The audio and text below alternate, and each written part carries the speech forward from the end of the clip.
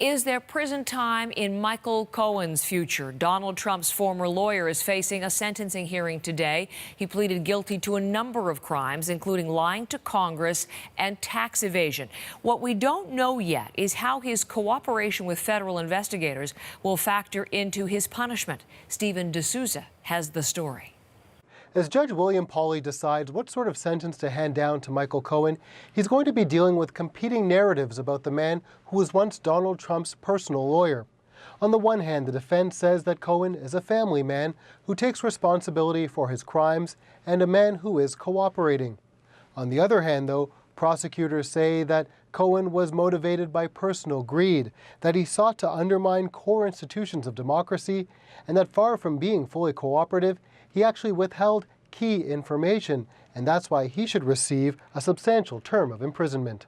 The prosecutors offered Mr. Cohen a full cooperation agreement, which requires that he would sit down with them and answer every question truthfully that they asked. And what's notable, and what hasn't been covered a lot by the press, is that Michael Cohen refused to accept that type of a cooperation agreement. He wanted to come in and tell the prosecutors only those things that he wanted to disclose, and he refused to disclose the other things that the prosecutors wanted to know about that he didn't want to talk about. The special counsel's office says that Michael Cohen was cooperative with them, did help them in their investigation, but investigators in New York say that Cohen didn't tell them everything that he knows. Sure, he told them about illegal campaign contributions and did tie that to Donald Trump, but they say there was much more that they wanted to know about.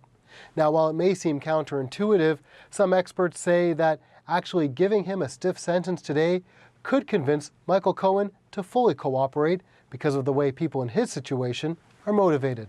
People who have committed crimes and have spent their lives hiding the crimes from law enforcement agencies don't come and give information out of the goodness of their heart. And so my feeling is that if Cohen gets a hefty sentence, that at some point in time, after he's been in prison for a period of time, he may come back and say, hey guys, I'm willing to reconsider whether or not I'm willing to sign up for a full cooperation agreement. Cohen is facing a maximum of just over 5 years in prison, though prosecutors have asked for something just a little bit less. Now, if he decides to open up and tell prosecutors everything he knows, the sentence he receives today, whatever it is, could be revisited. Stephen D'Souza, CBC News, New York.